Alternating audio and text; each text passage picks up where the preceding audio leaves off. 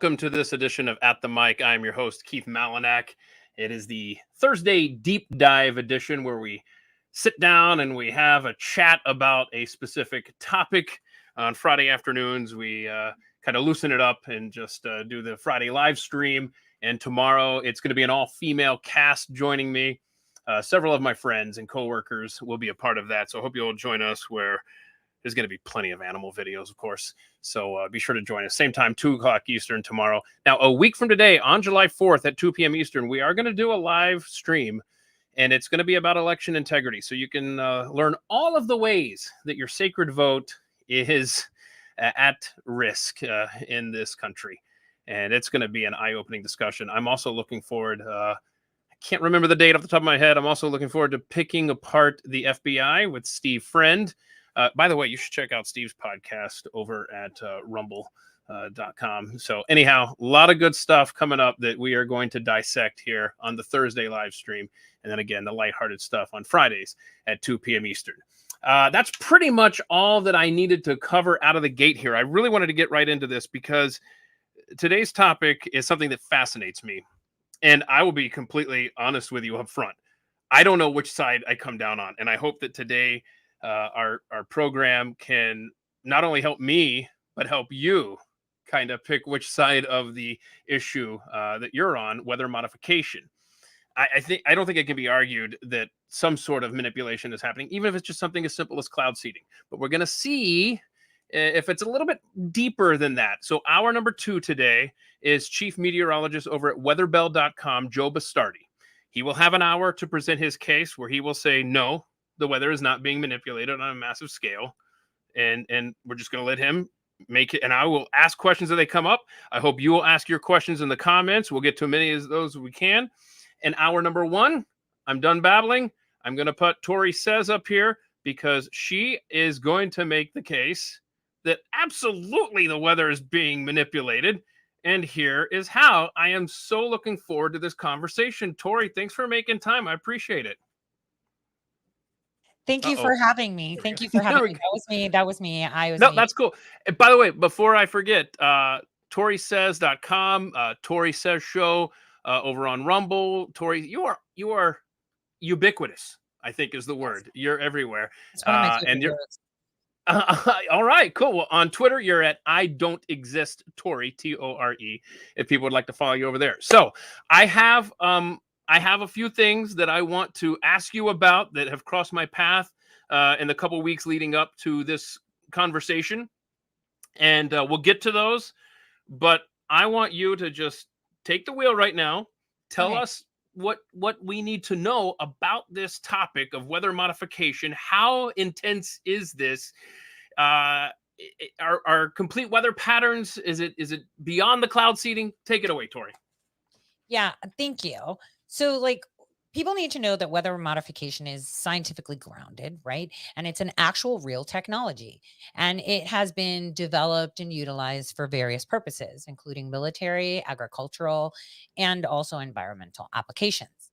Now, this technology encompasses methods such as cloud seeding, like you said, to induce precipitation, altering wind patterns, and modifying temperatures. Now, despite its widespread use, weather modification remains shrouded in this controversy and often operates with very minimal oversight. And that leads to significant ethical and regulatory concerns, right? So the reality of weather modification, you can actually trace it back to early experiments in the mid 20th century.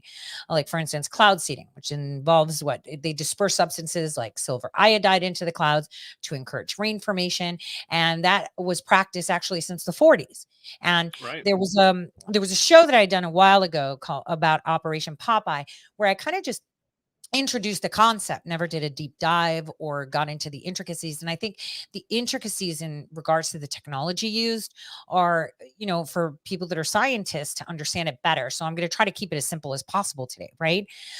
So just so you guys know, short background, Operation Popeye was actually during the Vietnam War. It was used, and the U.S. military actually used cloud seeding to extend monsoon seasons to disrupt enemy logistics. Now, this is all well documented because then there were laws passed and global treaties saying we're not going to be weaponizing weather, right? Like these are facts.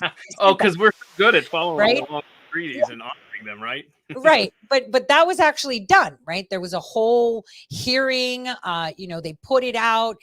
We're not allowed to use this as, for weaponization purposes, right? Mhm. And so for people to actually deny the existence of feasibility of weather modification just in general is either a lack of education on the subject or maybe a deliberate attempt to obscure the realities or the potential problems in it, right? So this technology, though it seems pretty straightforward and it involves like complex methodologies that can manipulate atmospheric conditions on a very significant scale, like including rain, suppressing hail, reducing fog, creating fog, and mitigating severe weather events or creating them. Now, for instance, precipitation modification, right, through cloud seeding is employed to like enhance water supplies in drought prone areas, right? So it shows its potential benefits and a need for careful management. I mean, it was Saudi Arabia who, I think it was a few years ago, was like, hey, we finally got the good, formula here where it just rains a little bit so we don't over drown ourselves, and we got rain. So we're great. They advertised it, they talked about it, it was news, and people still say it's not real. Well, similarly, there are efforts to modify wind patterns and temperature to impact agricultural productivity, climate resilience, and this highlights the diverse applications and implications of the technology. But again, I stress there's a lack of comprehensive regulatory frameworks and oversight mechanisms, and that is a concern because of the unintended consequences of such interventions that come. For one, you know, I assert on that, El Nino is not a phenomenon that just happened. Okay. It happened. Wait a It's minute. So you're saying that that is a part of the manipulation factor?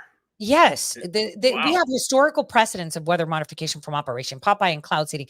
That's the only stuff okay? Hmm. But then we have to understand that we've had technological advances in geoengineering, like solar radiation management and marine cloud brightening, right? We have, that has caused potential impacts in ocean temperatures because of this, right? So, just like our body has like a feedback mechanism as a dome, my own personal biodome, right? It has feedback mechanisms. That's how we operate. Our hormones give feedback, positive, negative feedback, and they self-regulate.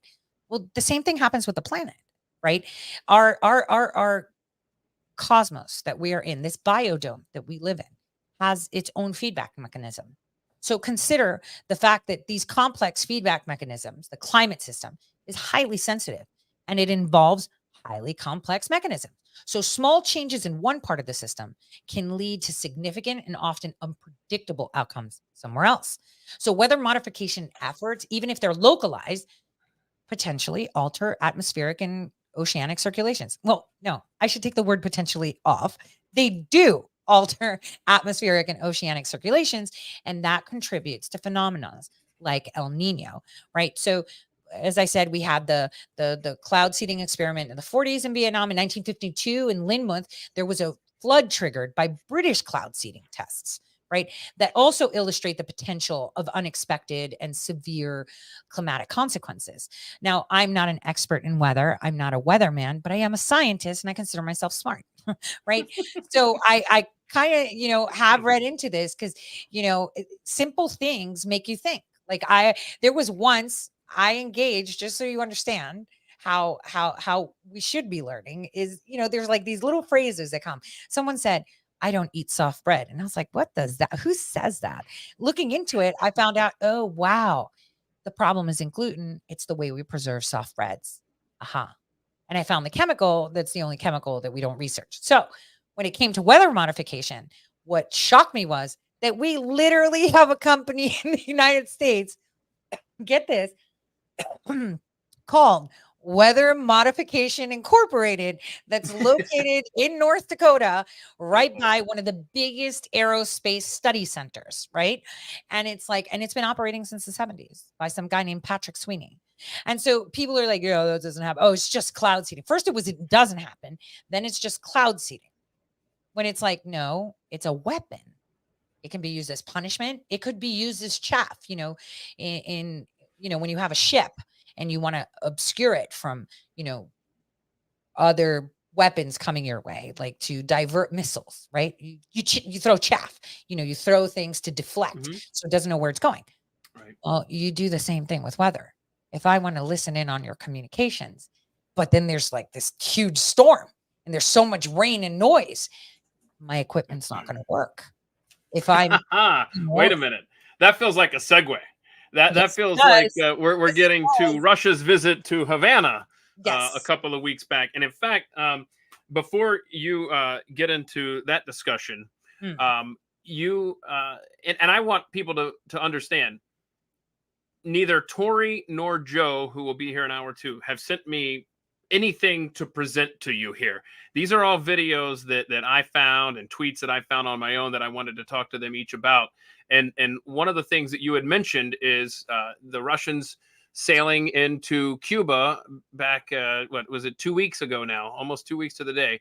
yeah. And at that exact time, you did mention to me, um, you said, "Hey, check out what the weather was doing when the Russians were rolling into Cuba for their little presentation with the submarines and the warships and stuff like that." And so I went and I found this video, and I want y'all to see this. If you're not familiar, if you're not in Florida, and maybe you just didn't see the weather during that exact point in time was historic.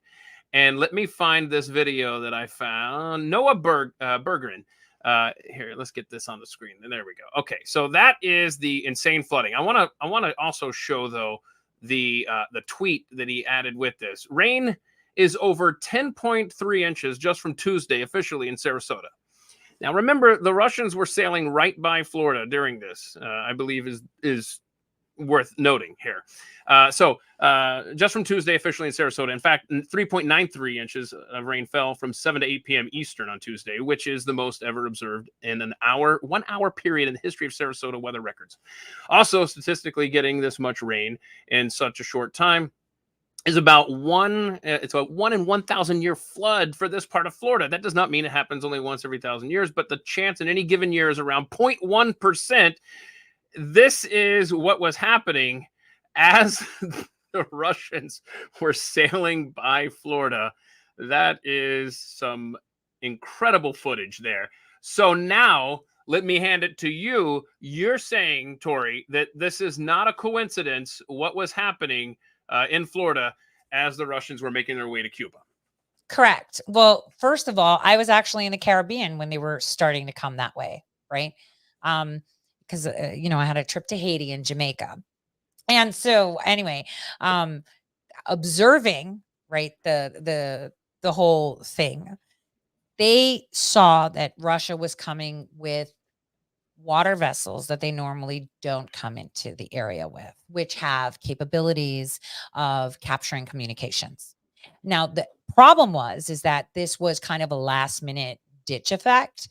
And as we all know, for those that live in Florida, this is about the time in June, and the Caribbean knows this very well, that hurricanes begin, right? So the atmospheric environment at the time of them deploying, the weaponization of weather, to use it as defense, right? Kind of screwed up in creating an over response because it was at the wrong time. You see, because normally we know that there's like a circadian rhythm of weather throughout the whole world, right? We know when there's fall, summer, spring, right? All these things. So just saying they went a little bit over the top, and they probably went regular, but at times where there's no volatility in the region for atmospheric changes. So we use it as defense, but we also use it as a punishment, right? Right. And here's the thing: no one's an expert. It's like they're playing with a biodome. It's like someone, that is, I don't know, a veterinarian telling me I can help you with your feedback mechanisms in your body, Tori. You need to take this hormone, but you're an expert in horses. Doesn't matter. This is going to be good for you. You may be good at understanding the general concept, but you're not living it. So you don't understand it fully, and this is a way I see, the counter hurricane stuff we do, the counter hail stuff we do. And then we sit there and we're like, El Nino, here's another one. Oh, this is a lot Temperature. to absorb Let's go here. with temperature. Let's go with temperature. Okay, let's do temperature. Yeah. So It's the hot in Texas right now. well, it's hot Granted, everywhere. It's granted. 110 in Atlanta right now. Okay, hold on. Let's stop right there for just a moment because I was trying to scribble down some good comments that were coming up here, and somebody did point out in the comments how hot it is right now in Georgia. I haven't checked the temperature, but we have a debate going on there tonight in Atlanta, a presidential debate, and I don't know. It's at least worth mentioning, and so that's what I want to ask you. Do you think that if the weather is being controlled, is it being controlled on such a level that do they reserve it for when big events are happening? Is that something that they pull out, and to what end are they doing this? So you can increase and decrease the temperature, that's called solar radiation management, right? And that involves in reflecting more sunlight back to space, reducing the amount of heat absorbed by the Earth's surface.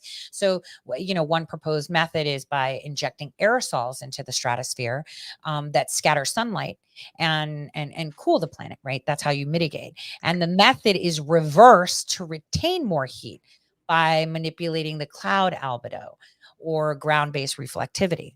Now, one thing is for sure that every single big riot that we've had, and I'd love people to pay attention to it, you will see that the ones that they wanted to be successfully done were indeed under really hot temperatures. And that's because as human beings, when we are overheated, this is where the term hot-headed comes from, not because the blood rushes through your head, but because you literally turn up the heat. So when you are faced in a predicament of combative discussions or interactions and the Mhm. temperature is up, right? You're not cool headed, you're hot headed. And so as you increase the temperature, you increase the temperature on the whole riot too. So you're just gradually nudging it to become worse than it is. And this you can see it for those that are into pattern recognition. If you actually correlate the temperatures and even the riots that happened with George Floyd, look at where we had the most deaths and the most insanity. You'll see that the temperatures were pretty quite high, specifically the ones that had to be the significant event, which was the first George Floyd protests. Or we could talk about the whole water thing in Flint, Michigan. Like I've done the deep dive because I want to get to the why. Well, why? And that's what everyone should be doing just in their life anyway. Don't take other person's word for it. Look for it. So patterns don't lie. Statistics don't lie. And, Okay. So, and I mean, the hour is already evaporating before yeah. us. We're probably gonna have to continue this at some point. I'm just gonna warn you now. No, But no, I no. mean, I've got questions that I want to make sure I get to, and they may be out of order here in the presentation. But at some point, we've got to discuss HARP, right? Because I want to know if that has any relevance to this discussion. HARP being I should have written down what it stands for. I used to know, but it's up in Alaska, right? Right. And can you write that off from this discussion, or is that a part of this discussion? Well, I sent you a list of companies, right? Mm-hmm. So Yeah, HARP is, yeah. And we have 3 US based companies that are clearly set as weather modification companies. In fact, if you actually go to usaspending.gov, or you could just go to Copilot, you guys, or use ChatGPT, right? And say, hey, can you find me, on usaspending.gov, any receipts where the government has paid for weather modification? You'll see the US Army all over it, the US Navy all over it. HARP is also part of it, right? Because even though it's part of a bunch of, conspiracy theories, right? We have to remember that it's an advanced research project, right? It's DARPA.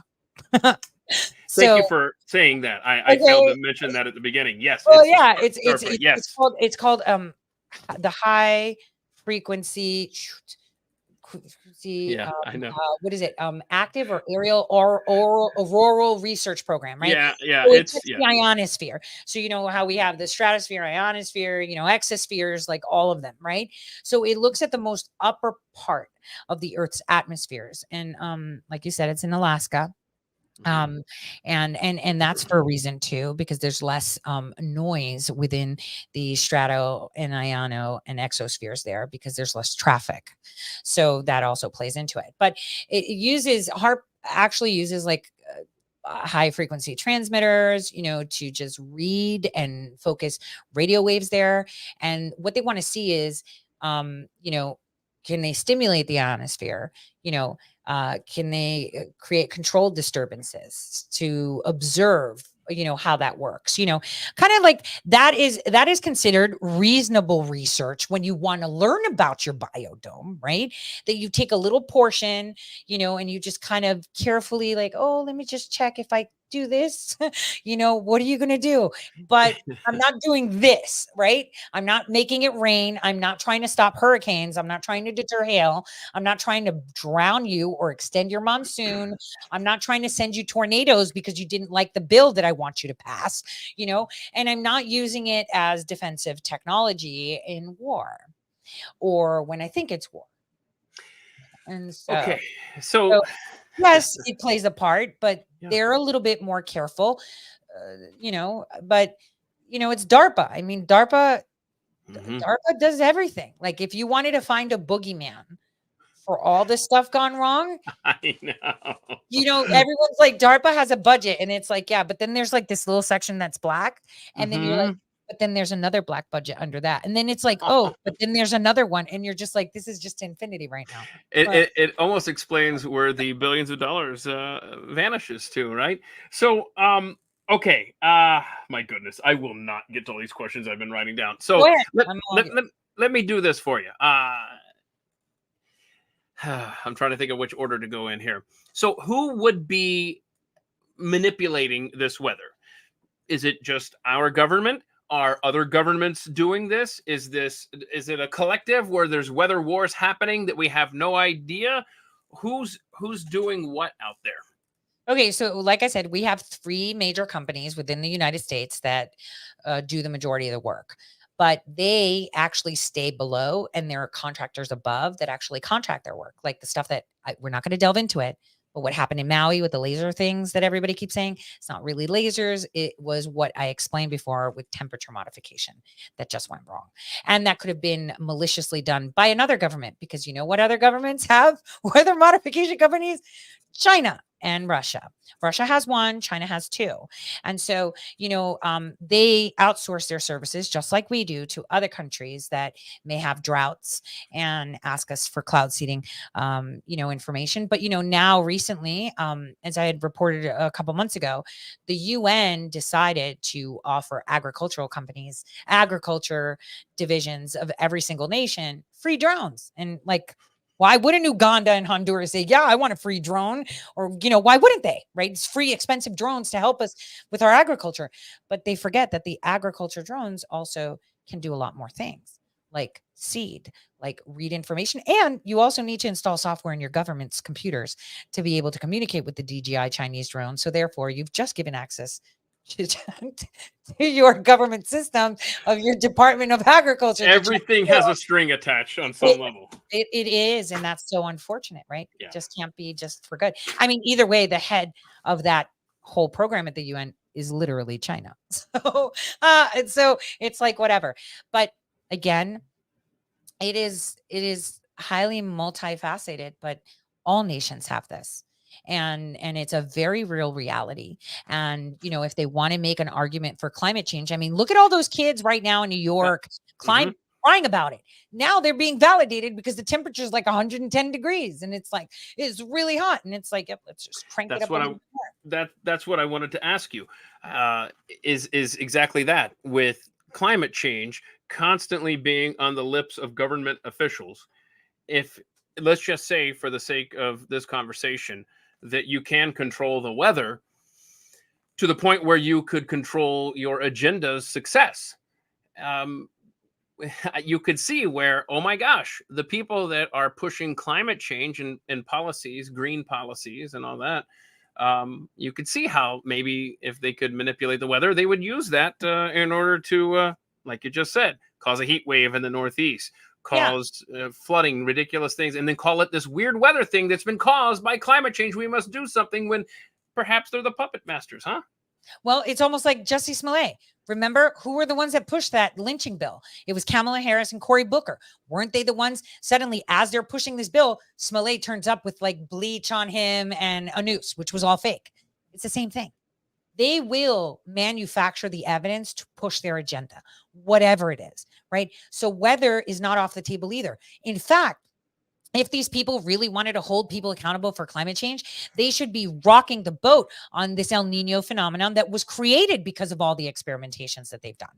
Okay. It didn't just come out of nowhere, right? It happened because we're constantly picking and changing things and doing things. I mean, I joked, and I'm not going to say with who and at what period of time, but in the past 5 years with someone in Congress.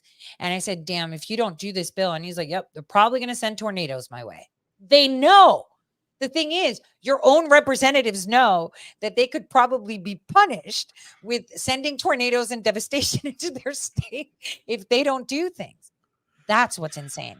And that's why I had hounded down Wuhan, Kansas, Manhattan, Kansas. Suddenly got all the BSL-4 lab. We put it in the middle of the beef belt. All they have to do is program a tornado to go through there. And we've got COVID on steroids. And it's going to be legit. You're going to need to repeat that for people like me that maybe aren't too sure what you're referring to. Manhattan, Kansas, right? Yes. Okay, so hold on. Before you continue this, I had a friend who lived in Manhattan. I was there, I think it was 2020. And he drove me by. I got the tour of Manhattan. And he drove me by. I know what you're talking about to a degree. And the limited conversation that he and I had about it, I thought this was before COVID, I believe. I don't know. And I just remember driving by this going, okay, that seems like there could be an issue there if something ever escapes. But I don't remember all the details of our conversation he and I had. Please tell us what is based in Manhattan, Kansas that you just referred to. Yeah, so my listeners and myself irritated the Manhattan, Kansas people so bad that now they're actually coined Wuhan, Kansas. Here's the reason. Yeah, like they were like stopping people. We sent them so many letters to not open up the facility. And this was during COVID. And here's why. Plum Island off New York is known to have been conducting experiments. And the reason they used Plum Island in New York was because of the way the weather was and how sequestered it was. Therefore, if there was any escape of foot and mouth disease or anything like that, which is very, high, it spreads really quickly through the bovine class, right? Which means cows, right? So what they did was during the Obama regime, they decided, hey, it'll be a great idea. We're going to shut it down from Plum Island in New York out there where we have it sequestered, and we're going to put it smack in the middle of the beef belt because it'll be safe there in the middle of our food supply. We're just going to put a BSL level 4 lab, right?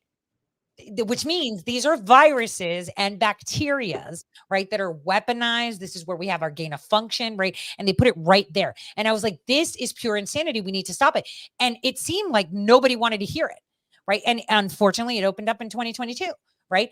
But that's the thing. If someone wants to get at us, like say our enemy, China, they don't need to send a nuke. They could just send a couple of tornadoes and we're screwed. Our food is all gone like that. And see, because this is a real technology. So this is, these are the things we should be focusing on as citizens to hold them accountable. The first thing is, I just want to know all these idiots that voted to tell me you may not be an expert in virology or even cow management or whatever, your beef belt is there, right? Your wheat belt is there and your food. Why would they even think that it would be smart to just put something like that, which by the way, is through Tornado Alley too. Man, every time I have a question, I think of something else or somebody else has one. That's a good question right there from One Italian 698. Oh, how do you create a tornado? I mean, do you know the ins and outs of that? Okay, so we're talking like wind modification, right? Mm-hmm. Well, you can counter it. Well, there's marine cloud brightening, there's suppression techniques. I mean, all you have to do is manipulate temperature and the pressure so that way you can change it. Like I know that, if you use cloud seeding, you can actually, disperse things into storm systems to encourage, it to rain out the hurricane before it actually intensifies. So when it's a category 3, you'll go in there and throw things so that way it starts to rain really hard and go. Another one is like, you put seawater into the atmosphere to create more reflection of the clouds so it can cool the surface temperatures, right? So that way, that would be critical to create that vacuum. So you could do a lot of things. I'm not an expert in it, but I'm sure if I sat down with a pen and paper, I could figure out the physics. But Yeah. you would have to manipulate both temperature and atmospheric pressures, to get it going. So that's how you would deter tornadoes, and in turn make them. Right. Okay. We got to visit the tornadoes here in just a second. But first, I want to thank everyone that has joined us on this discussion. If you aren't familiar with At the Mic, I hope you will hit the like button, subscribe, youtube.com/At the Mic. Also, I'm on Twitter at Keith Malinak. And well, look at that. We got a little puppy back there. By the way, but Tori Says show over on Rumble. Please go and subscribe and follow her as well. Okay, Tori, you just talked about the tornadoes were a discussion there. Yeah. I don't know that I want to throw these videos at you, these radar loops.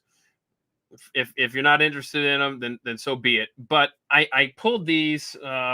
This first one is from Chris Wickland. I saw this tweet. This is from Oklahoma tornado. I think this was 2023. Yeah, April 2023. And so the thing that he's saying here, you see how it, generally weather moves from west to east. We all know that. But the point that he was making on this is that, yeah, sure, it's moving west to east, but then, this thing tails up to the northwest, spins off a tornado to the southeast. It was, and by the way, all of these references that I'm going to put up here on the screen, nobody here in their tweets talked about this being manipulated weather. I just went and found these because they just seem so unnatural. There was that one. Then there is the Jackson Fuentes one that's very similar, where you've got rotation happening here. That is this one is going from east to west. There, I mean, this is the northern hemisphere. This stuff it's so odd for this stuff to be happening. Look at that one, man. I mean, that one clearly goes east to west. This one from Sam Schamberger. I don't know. Did you just looking at these just feel unnatural? I'm not saying they're manipulated. I'm not saying that at all. I'm just saying they're weird and they're happening more and more frequently. At least it appears that way. Any thoughts on that? Yeah. So this could be countermeasures that were taken, or it could just be, a disruption in the actual positive or negative feedback that the biodome has, right? Because of continuous insulting its atmospheres with things. So hang on. So there's never a time where they just sit back and go, you know what? We're going to take it easy and let America have natural weather for the next week.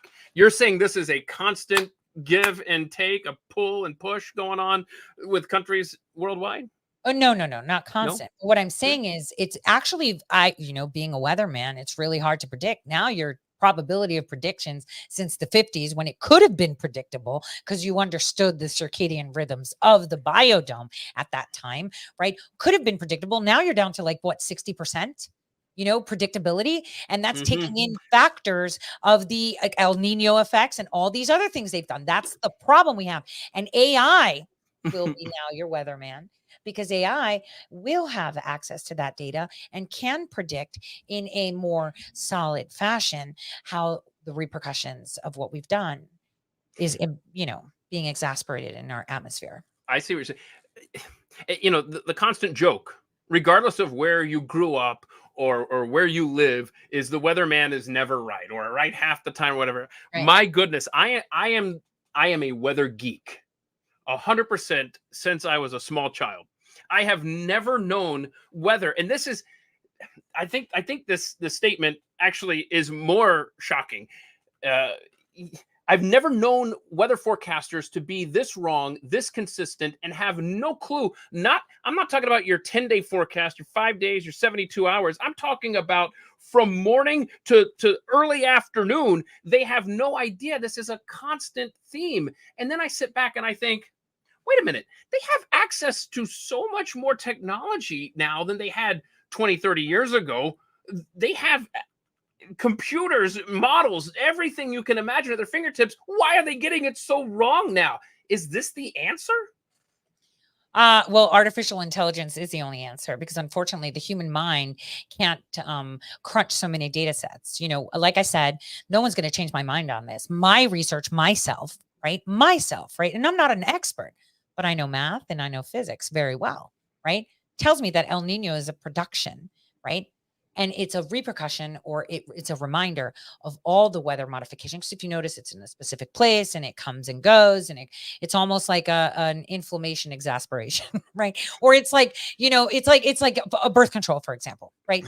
Women, when they take birth control, it's to regulate their periods, to not get pregnant, blah, blah, blah. But the repercussions on your hormonal feedback system, right, cause other issues. You'll be more prone to osteoporosis, maybe, depending on your biodome and how the feedback mechanisms to you, or your uterine lining will be so thin you can't have kids. There's a lot of feedback mechanisms in our body. So if you take it from a micro scale of your body and how there's positive and negative, imagine the planet, the atmosphere, that so many that have different jobs to do, right? And you're going in there and insulting them and saying, no, you're going to rain right now. And it's like, but I don't want to rain. It's not the time to rain. You're going to rain. And then it's like confused. So then there's no feedback. And then we get this. So it's a constant. This is why the weathermen can't get it right, because it's not what they were taught. It's not, a body that's pure anymore. It's been tainted with medications, right? Like if a doctor looked at you 100 years ago, they'd be able to tell you what's wrong with you. But now with all this medicine and, printed 3D fruits and foods that you get, you can't. So it's the same thing with the weatherman. They're judging based on, a purity of the earth. It's like, there's no purity, guys. So there's none. So if El Nino, La Nina, both of those are manufactured, is that they're actually byproducts of us tampering with the weather systems? Okay, and how long has that been the case? Because I remember, I know in the 90s there was at least a thing, El Nino, because I Yes. remember the Chris Farley bit on Saturday Night Live. Yo soy If you El remember, Nino. it's in the 40s when we started weather modification. That's right. Okay, so that's interesting. So you're saying that they developed at some point based on what we're doing. Correct. Okay. All right. I want to put one more thing on the screen here a couple more things. But first, boy, there was Imagine what we're doing in Antarctica, right? Just saying. Okay. See, now you're going to make me write down another question to ask you. So hold on to the Antarctica thought, because anybody that lives in Texas, I'm sitting here thinking, there's just been some very weird stuff. Like Houston, I remember one morning they had, it was a Sunday morning, I believe it was, just ridiculous winds just hit downtown Houston. But anyway, I think that was the start of Texas, the wild ride that we went on for several weeks, where we had these most ridiculous storms. I live in North Texas, and it was one pummeling after another, that you're just like, what is happening? And like on days when they would say, because see, weathermen are smart, they'll put on the screen 10% chance, right? And then that'll allow them to go, well, look, we said there was a chance, and so it was just brutal. And it was one after another. Well, along that time frame there, a few weeks ago, another guy, this is Into Thin Air, he posted something. Is there anything to this kind of radar imagery that you see? He kind of explains it here, but he's trying to focus us on this one area here. In fact, I forgot if it was him or it might have been somebody else, actually predicted, and I don't know what was this one specific, but you see how all these little blips come up? Now I'm going to play this for Joe, and there may be a perfectly fine explanation. I'm looking forward to hearing what he is saying about this. But he is trying to say that this Into Thin Air guy, there's his handle, bottom right corner. He's trying to say that this is clear weather modification. And I don't think it was him, but somebody did predict 48 hours out on one of these weird days where we experienced a pummeling that wasn't predicted. And I remember filing that away. Okay, I saw that because I was getting ready for this show. And I was like, oh, this is great. And I got 48 hours to see if North Texas is going to get hit by this thing he saw. And sure enough, I want to give credit to the guy, but I can't remember who it was. And it happened, and just like he said, and I'm like, okay, and he was pointing to something similar to that imagery there. The bleep on the side of the weather storm, the Yeah, one that what just appeared. where it That appears, yeah. Yeah, that looks like counter weather modification because if you notice, it became red really out of the blue and then, green. So think of it like a seesaw, right? So if you've Oh, got atmospheric pressure high here, I'm just making this up. This isn't rooted in science. I'm trying to simplify it because, not everyone's a scientist. So you've got high and low, and you want to bring it to the middle, right? You're going to give, a lot of low to bring the high down. And you have to do it geographically. The terrain plays a thing. And no. I keep seeing lasers on your chat. Let me tell you guys, lasers are what I just said. It's SRM technology, right? That's how you modify the temperatures. You either create clouds, weird clouds, specific ones that are specific to trapping the heat, or you dissipate to reflect more. So I'm kind of trying to explain as well as I can. We don't have much time, but that's all people need to know is that weather modification is real. There are legit companies with that name. It doesn't even in this day and age, it's not hard to look it up. You could just go to Copilot, ChatGPT, or Grok and be like, yo, give me a list of all the weather modification companies here. And then you could also ask it to look at the receipts. Nobody uses usaspending.gov. The you stuff know that you what? can I unearth meant from to there, write that down. I meant to write that yeah, down. That's all you have to do, if you want to find out if someone got paid, and you know what, it'll guide you to contracts. And actually, one of those contracts took me to Maven, which was the head of the snake in regards to what happened in Maui with weather okay. modification. I've got one more show and tell here that I'm looking forward to asking both you and Joe, who is coming up hour two, to uh, make the case that our weather is not being manipulated. So ask And me to explain El Nino and how okay, that spontaneously occurred, 50 years after we've been using weather modification, not just us, but other nations. Because if we're okay. doing it, the Chinese, the Saudis, the Indians, well, we know that they're doing it. So So I feel that I feel that there's an explanation, a natural explanation for what I'm about to put on the screen. My simple mind doesn't know it, so I'm asking you guys. This right here was a tweet from 5 days ago, Congressman Thomas Massey, who I think is awesome, and he was in the Pacific Northwest, and he just had a simple tweet that said, "Interesting cloud activity here in the Pacific Northwest today," and there you can see what he was seeing overhead. Let me go through these one at a time here. I guess you can kind of see them all there. We don't really need to. So interesting stuff. And then somebody responded to that. Let me get his explanation here up that you might find interesting. If I can find it, there is King Libertarian. Here we go. Is that showing up on the screen there, Tori? Yes, it is. Okay. So he wrote, high, he goes, stratospheric aerosol injection, high altitude aerosol injection, also known as stratospheric aerosol injection, SAI, is a proposed method of solar geoengineering aimed at reducing global warming. This technique involves injecting reflective particles such as sulfate aerosols into the stratosphere to reflect sunlight and cool the planet. The concept is inspired by the cooling effects observed after large volcanic eruptions, which release sulfur dioxide into the atmosphere. So, it's what I said. That's how you decrease temperature, right? Didn't I say that you put things that reflect more sunlight back to space to reduce the amount of heat absorbed by the Earth's surface or the Earth's surface, right? Or injecting aerosols, like I said earlier, into the stratosphere, and okay, that scatters sunlight, so it cools the planet. Now, this isn't about global warming.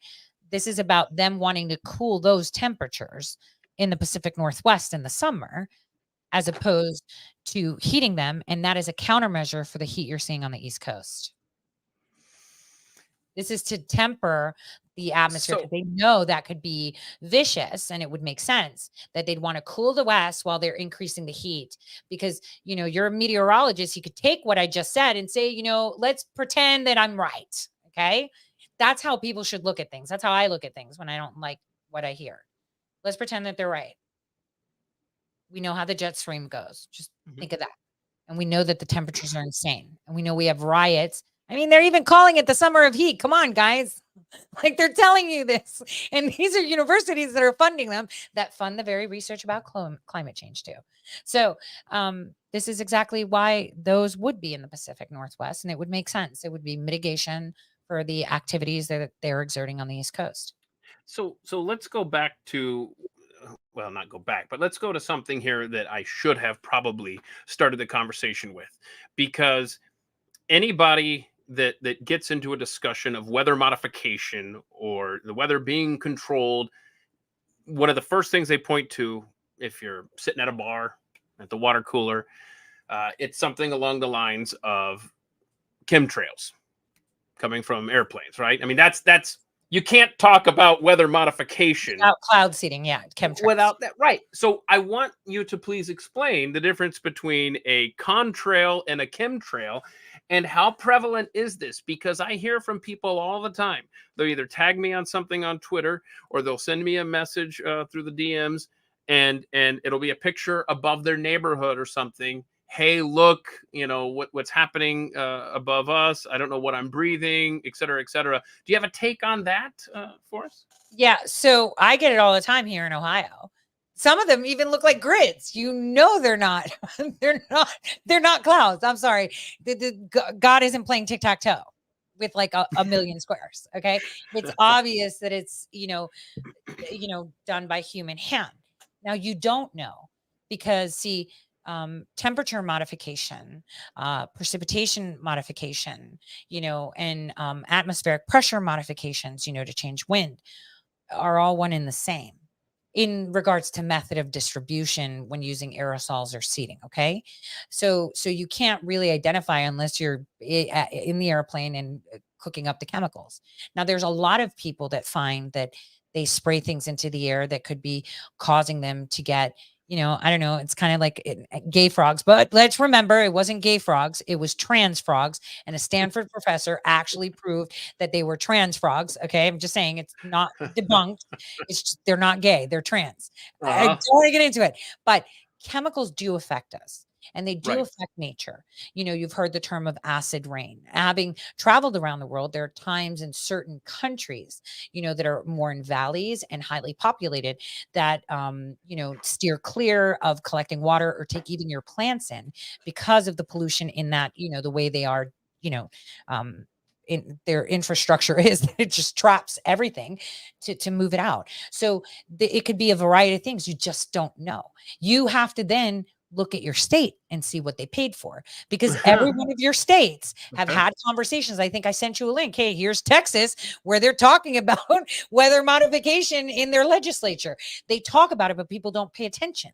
Right. And that's because we're busy with other things in life. This is why life is so complicated now, because if we're busy, they can do whatever they want. And then if we have a little bit of time, they'll just make sure we're so confused. We don't know which way we're going. That's where I'm at. That's where I'm at. Okay. So we have about 10 minutes left here. If you have questions, I would ask that maybe in the chat, you put like an all caps question and put your question. We'll try to get to as many as we can. And because I like the way Rakashel did this question. And so how does this affect food production and soil? I recall a video I saw on the internet just, I don't know, a few months back of a lady in California. This was 20 years ago. I think she was giving some sort of testimony in front of the California legislature, if I'm not mistaken. I forget where it was, but she was talking about California and how the soil samples clearly reflected something wasn't right. How big of a deal is this? Okay, so there was an experiment done in Canada, actually, and I don't remember where I saw it years ago. And I was like, damn, where they were testing out how they can introduce nutrients to animal farms. So what they did was they had chicken farms and they had chickens in one place, all grass fed, both of the lots. If I remember, well, one of them was getting precipitation with specific chemicals to enhance, its growth. Like rather than give them the chemicals, they would put it, to fall in their area. And then depending on how much, 25%, 50%. So they saw that it was better introduced into the chickens to become fatter faster if you actually had it go through the natural process of them utilizing the grass that's being grown with that in it, kind of like hormones, I guess. It's not, but I'm just saying.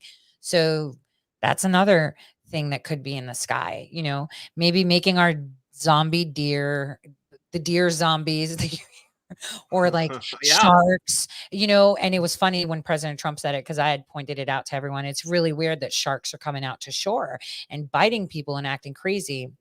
That could also be an issue. And that can also introduce changes within your plant life. So if you're a gardener and you have rainwater, that may be modified through aerosols or seeding methods. Okay. That Does can does manipulate your crops. does CERN play a part in this? Question from Werner Rodriguez. Does CERN affect weather?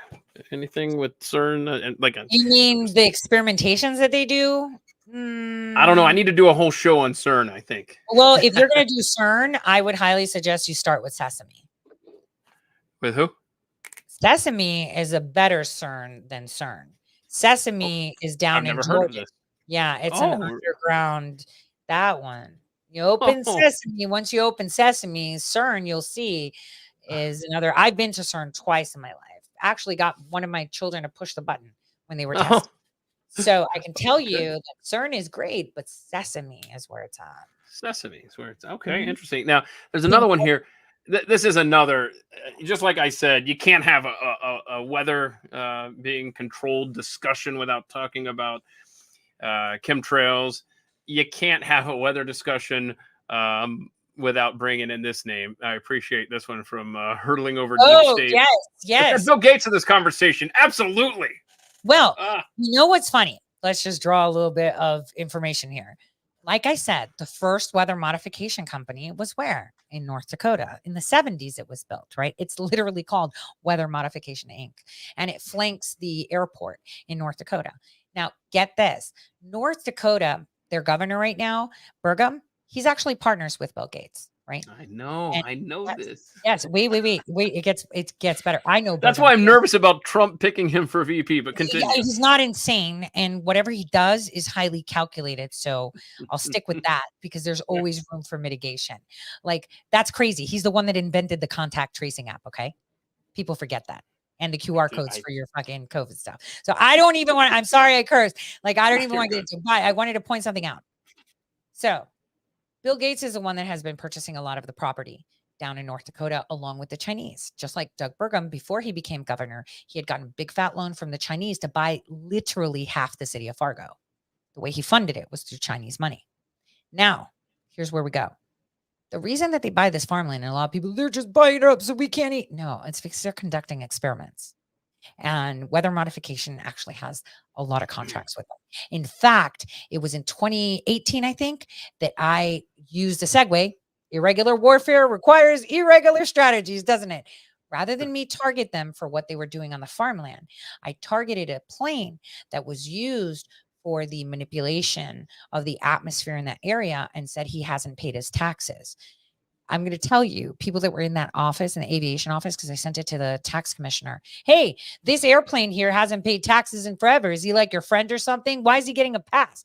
They started paper shredding because the key point here for me was that they were colluding with the Chinese in regards to spraying that local area. And that was the company that was hired to do it. So Bill Gates, a very big part of the conversation. All of us may think it's because he He's wants farmland. He doesn't need farmland to print your food. We're going to be like the Jetsons soon.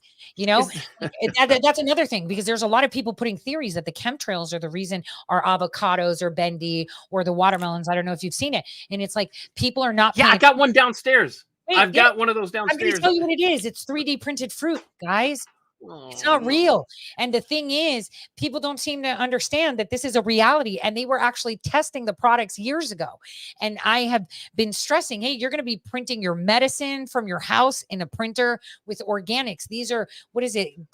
Slow release, nutrient deficient, whatever. They're all 3D printed. And you could shout from the mountaintops because I remember when I got mine and I contacted the company for the watermelon. This is like, I think 2018.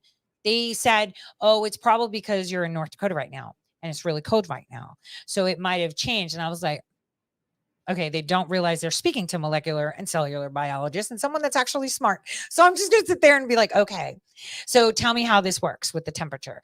So I actually tried to replicate that, the whole temperature thing didn't work. And then I analyzed it, and indeed it was inorganic materials being used as organic. Well, they're actually organic materials, but they have inorganic buffers. And I urge people, rather than, take my word for it, you can test it out yourself. I mean, you could go pay for a laboratory to do it. It'll cost you a couple $100, but you'll get it done.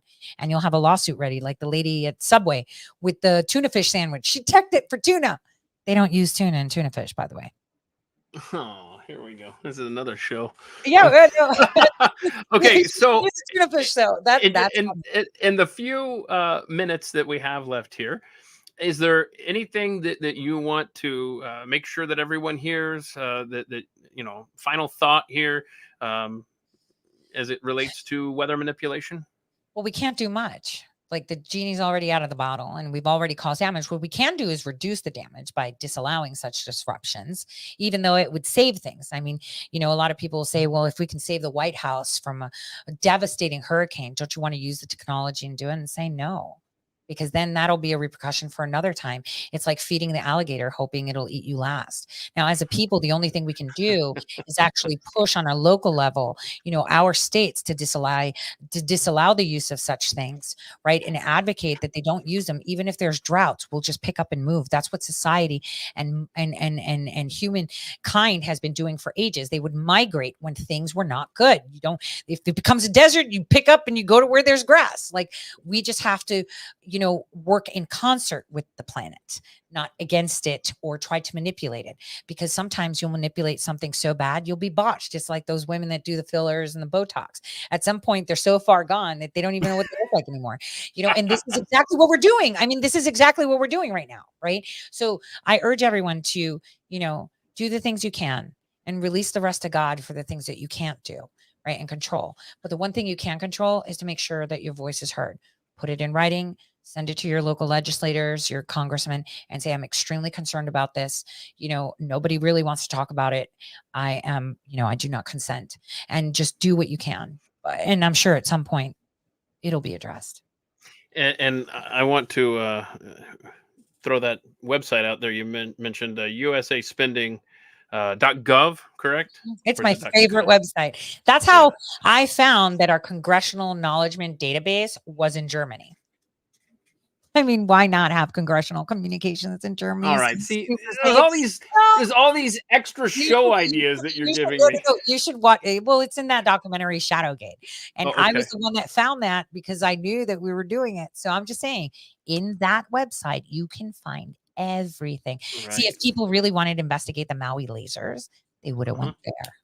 Okay. All right. I can't wait. I got so much research I got to do now. And also, you make a good point. Keep an eye on your state legislatures as well and see what they are doing. Yeah, they passed that law that says that they can make us fertilizer now, remember? And everyone was like, no, it's not. Now it's like super majority. I guess humans are now fertilizer. Welcome. We've got 3D printed meat, 3D printed fruit. Soylent Green is next. Okay. See, oh my goodness.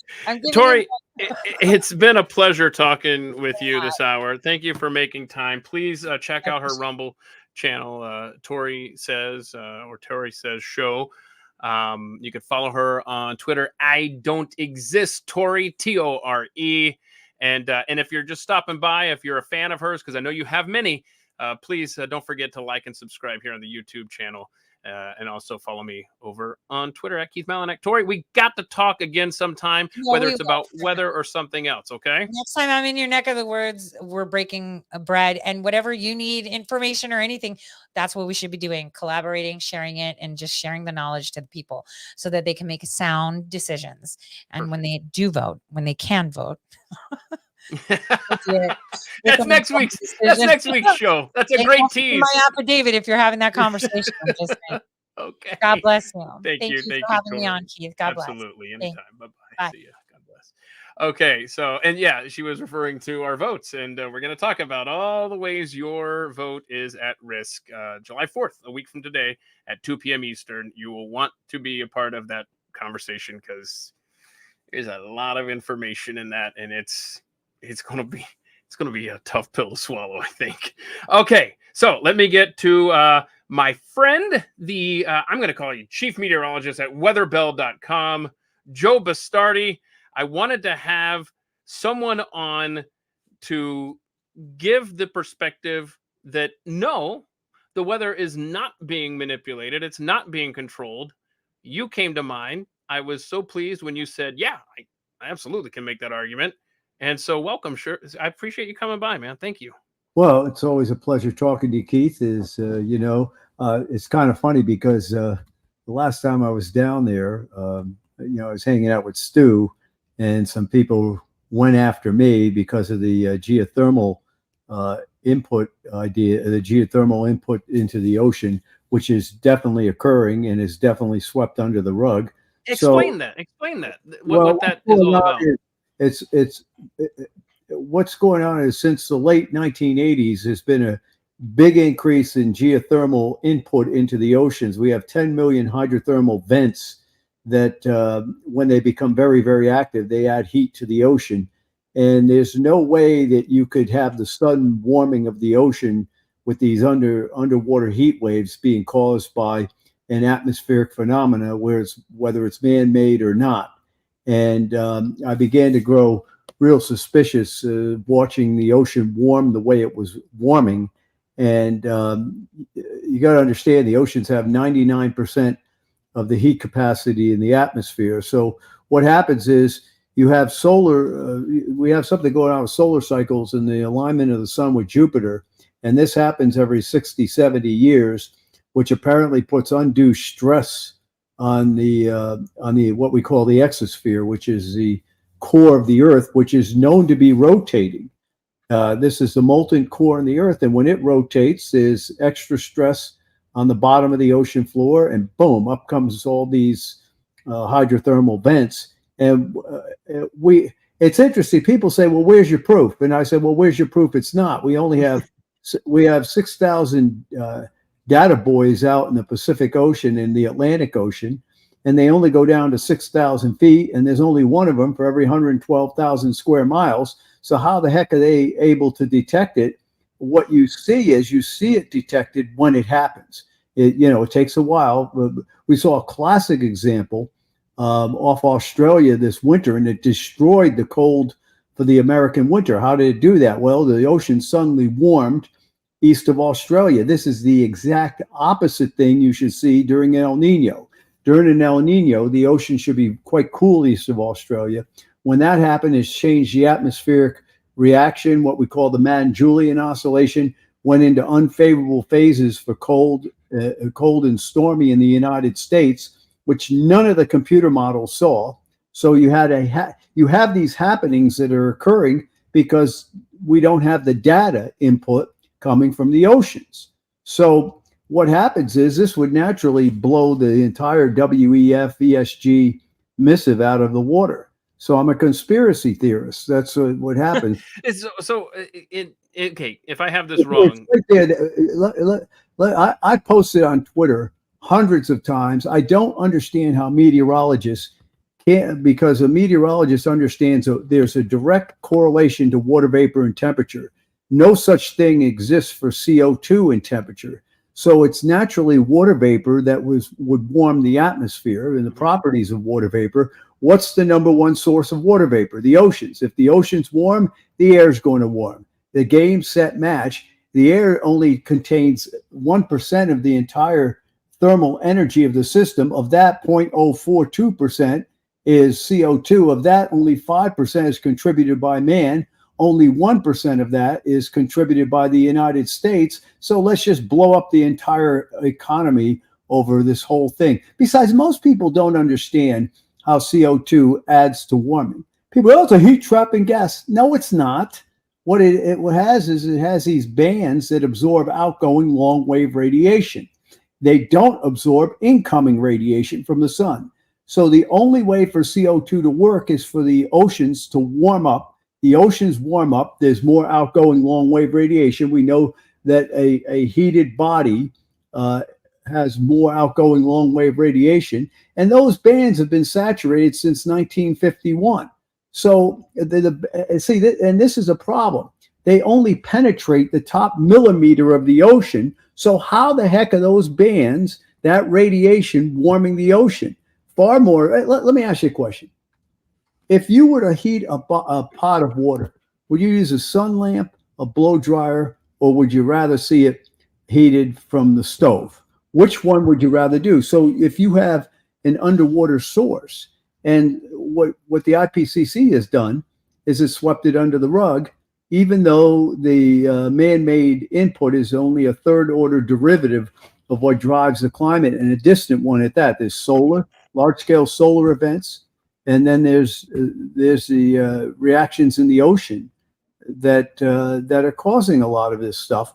So if you can hide that, if you could hide the fact that solar and geothermal are doing it and just simply dismiss it, it's sort of like trying to have an election and you have no candidates running against you, you're bound to win.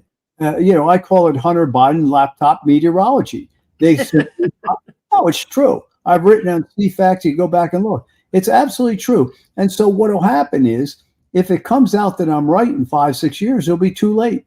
By that time, Hunter Biden's laptop comes out, too late. Joe Biden's been president for 4 years. All right. Hillary's dossier, okay, that comes out. COVID, that comes out. Too late. And what will happen is it'll be too late. By that time, the new Green Deal or whatever the heck they call it. Okay, before we get too far away, where can people find all of your articles?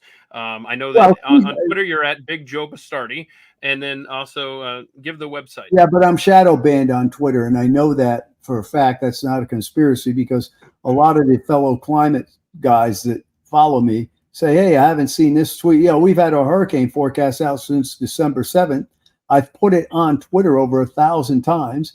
And so people email me and go, hey, what do you think of the hurricane forecast that NOAA puts out? I go, well, they put out the same forecast we did 6 months before. So that's something that's going on. Weatherbell.com is my company. And look, I'm a private meteorologist, which means that I have to hit the forecast for people to buy our service. The National Weather Service is outstanding. But we live in the crucible of competition in the private sector, and people are competing for a shrinking amount of money, and you could get the forecast for free. Why pay me unless I'm right enough to make you money? And so is it in my head that meteorologists are not nearly as accurate as they were with less technology than they have now? No, I don't think that's correct. I think that what happens is that the field has changed enough. So most people, when they think of a meteorologist, they think of someone on the Weather Channel or a local TV station. I must have been blessed. I am blessed. I can't say I must have been blessed in that I'm 68. I'm the oldest private forecaster on a global network out there. Me and my partner, Joe DeLeo. And, I'm not slowing down as far as that stuff goes. But what I was going to say is I have a podcast called The American Storm.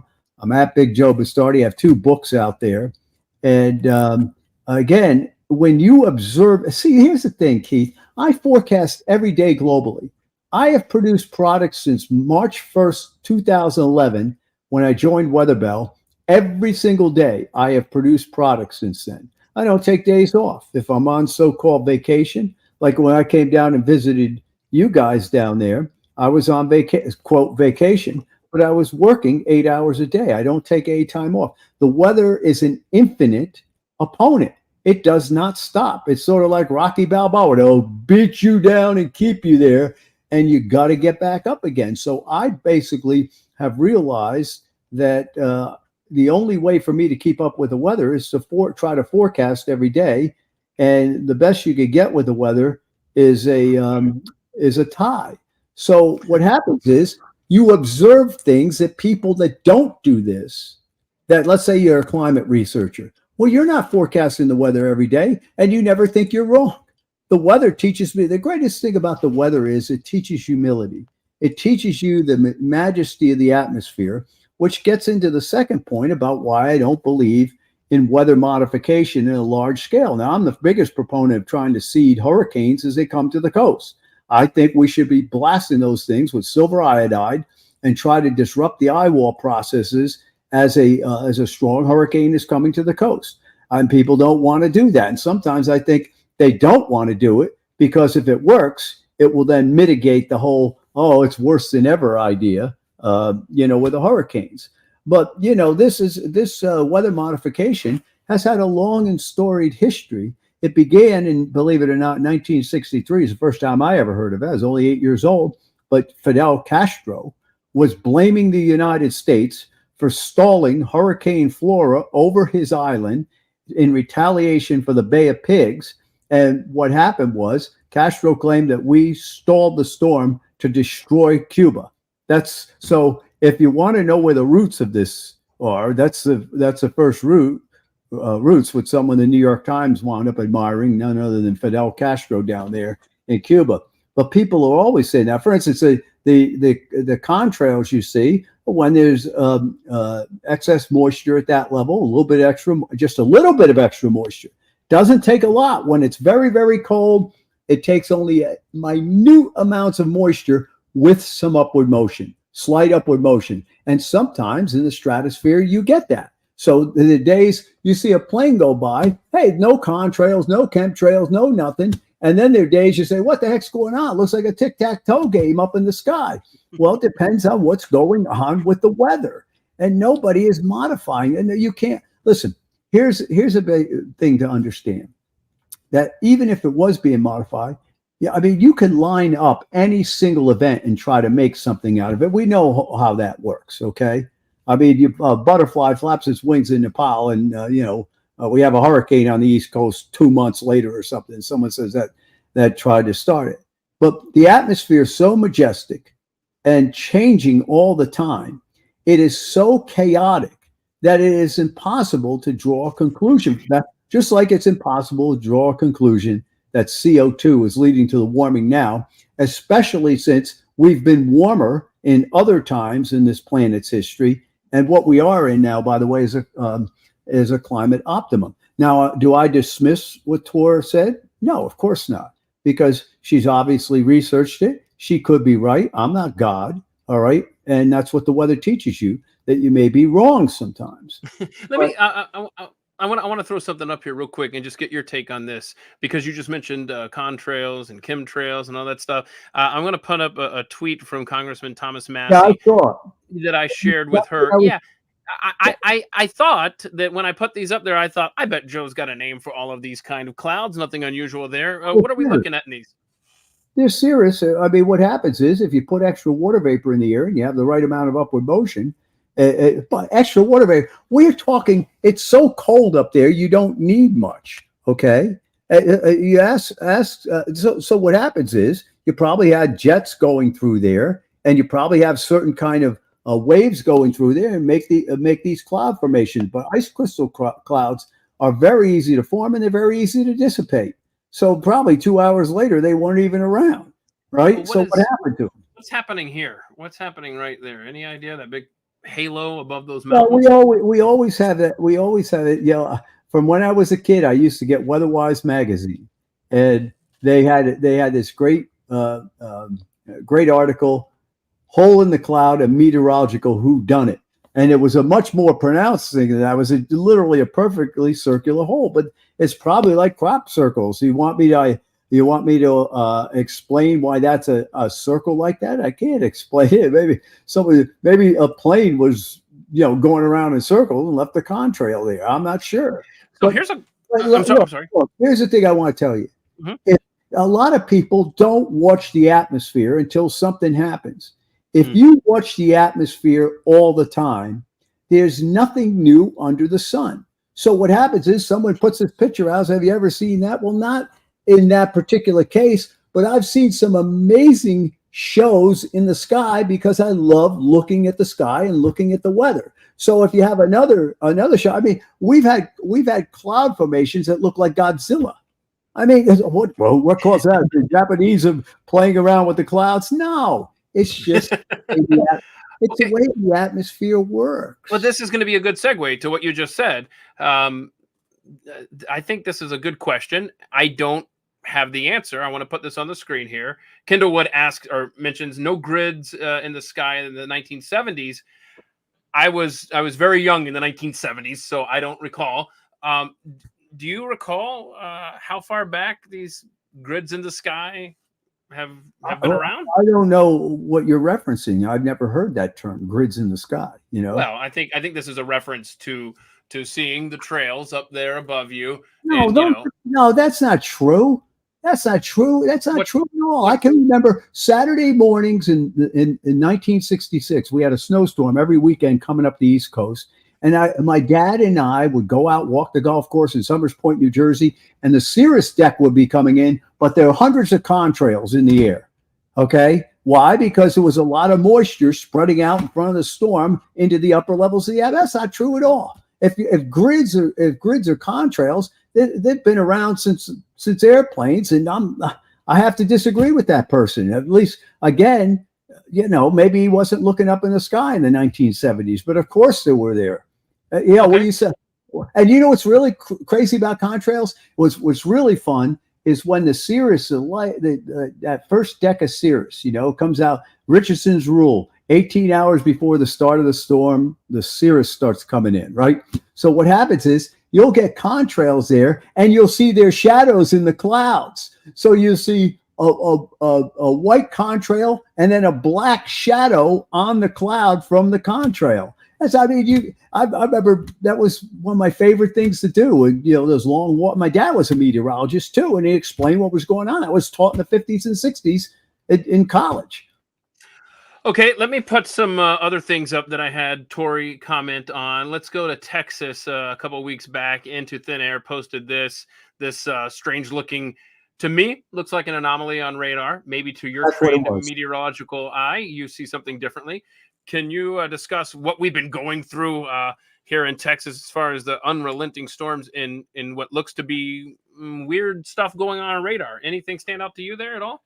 Well, we have something on radar called ground clutter, and apparently there was some kind of refraction. There was a refraction of the. By the way, I'm sorry, I was waving there. Someone came in and was saying hello, so I didn't want to. Okay, that's fine. That's fine. There was some kind of refraction of the radar wave, probably into the ground. It looks like it may have been associated with some kind of gust front that was still spread out in there. But once that whatever caused that to disappear, it disappears. So the best way to test it is go to where that happened and look the next day and say, well, did anything happen under there? Did anybody see anything under there? No. So you see that every once in a while, that you'll get the. In fact, we're having a problem right now with what we call Madden Julian outgoing long wave radiation. What we use to determine that every day, it looks like someone's painting a blue paint bomb over the Indian Ocean that's not there. So and we had another guy go crazy over the ocean warmed off South Africa, and then it disappeared suddenly. And when you see something just show up like that, generally it's an anomaly, and you simply have to go talk to the people at the radar site and ask them what the heck happened. All right, and they'll give you the answer. I'm not the guy that gives you the answer, but when you're dealing with these things, you got to understand if something caused the radar. Now maybe there was someone, the magic CO2 fairy caused the radar attenuation to get bounced into the ground. I don't know. Okay. All right. Very good. Let me put up just a few more radar loops for you. These are all from Oklahoma. These are 3 different tornadoes that we're seeing. I believe a couple were from April of 2023. One was from April 2024. And the thing that stood out to me on these, and again, the people that posted these did not suggest that the weather was being manipulated at all. I just discovered these and just bookmarked them for this conversation today. And I'm just saying, okay, let me ask you this. Because you come from the perspective that the weather is not being manipulated on this scale. So how regular of an occurrence is it for a storm to backtrack, move from east back to the west? How often does that happen, Joe? Well, when you have strong cyclonic circulations, for instance, we see that in hurricanes all the time. They're moving north at 15, but they're moving north in loops, all right, cycloidal loops. So whenever you have something that's encountering friction on the ground in different vertical velocity situations and development. It's in a development stage or a maturing stage or even sometimes a decaying stage. All these things, let's see, the tornado is going to try to go where the atmosphere is most ripe for the tornado. So if you have this circulating system, and sometimes in multiple vortices anyway, and they're fighting, and one will take over and then will forfeit, and another one will take over, and so you get this kind of presentation. Anything that is rotating that fast is liable to, if there's anything that is resisting it, is liable to find the path of least resistance, and is also because of even though everybody thinks a tornado is a perfect circle, it's not. So what happens is it may lean one way, lean another way, and the general movement of the tornado is northeast, and then every once in a while you may see it drop back. It's why it's so dangerous to chase. When I was out chasing tornadoes, I think what was it, May 27th. In fact, I was texting you while I was chasing my son and I, and there are people that really don't know what they're doing out there, and they're all following Reed Timmer, who's the big chief tornado chaser in the world. And I'm out of these ranch farm, what do you call them, ranch to market in West Texas, they're farm to market in East Texas, and it's just lines of traffic like I'm stuck in Houston or something because of people trying to chase tornadoes.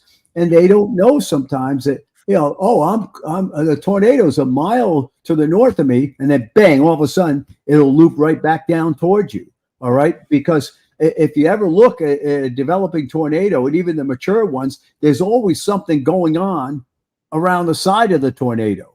All right. That may force the tornado to suddenly lift up in one place and come down in another. So this is something that, I don't think it's a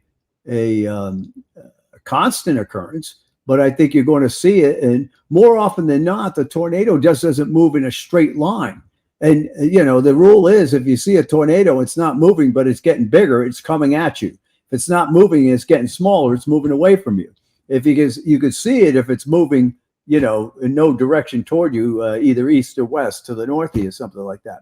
But no, there's no, I do know that they try to shoot these weather observation balls or whatever into the tornadoes, but that's not modifying the tornadoes.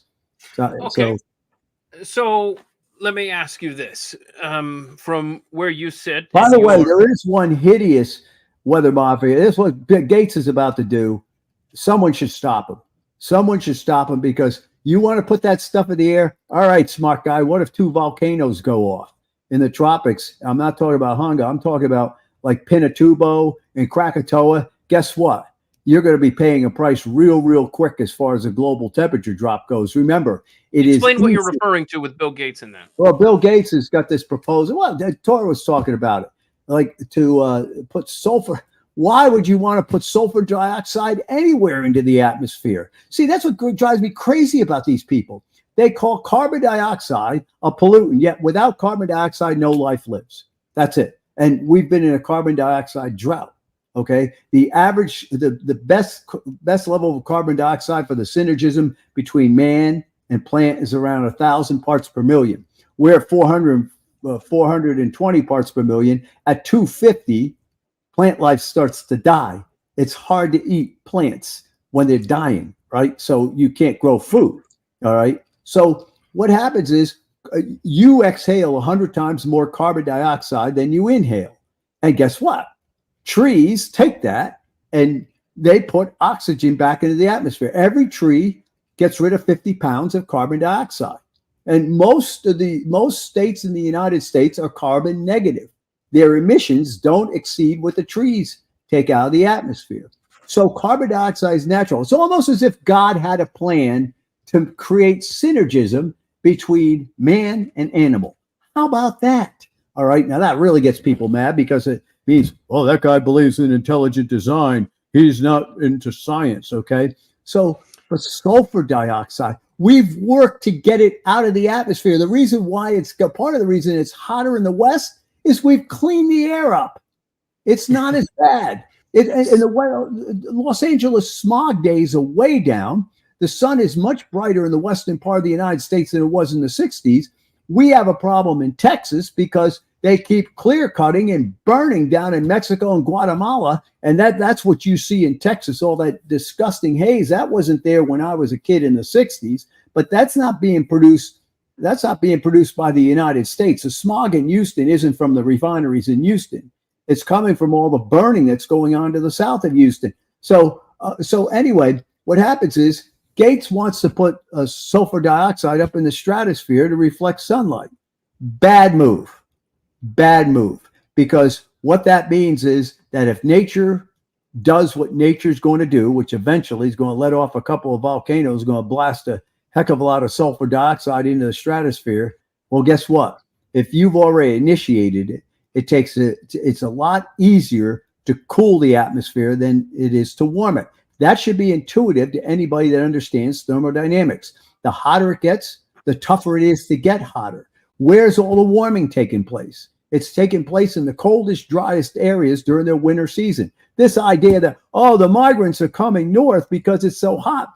You can't in 40 years detect a difference of 1/10 of a degree Fahrenheit, which is what the increase in temperature has been in Guatemala over the last 40 years, or southern Mexico, for instance. By the way, Mexico is going to have a cool summer the rest of the way in. So they had their heat early, but no one's going to tell you that because there was a lot of speculation about that. Time out. I have a selfish request here.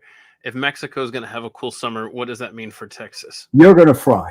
What? Come on. No, man. Come on. You're killing me. Listen, at least you got away with it. Keith, last year when I came down there,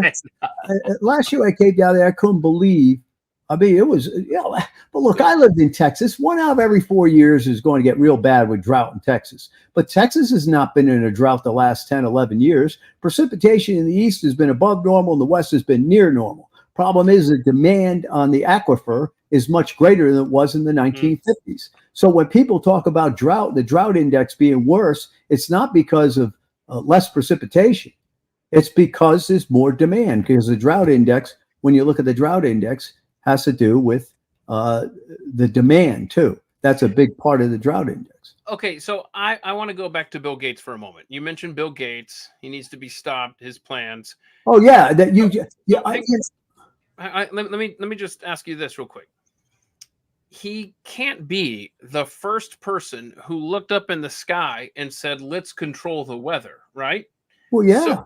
So is there not a clear history of people, governments, entities that have thought, hey, let's come up with a way? Well, no, they want to modify. The local weather modification has always been practiced. In fact, there's some big cloud seeding lawsuit between Washington and Idaho many years ago because they were seeding clouds over eastern Washington, which is basically a desert climate.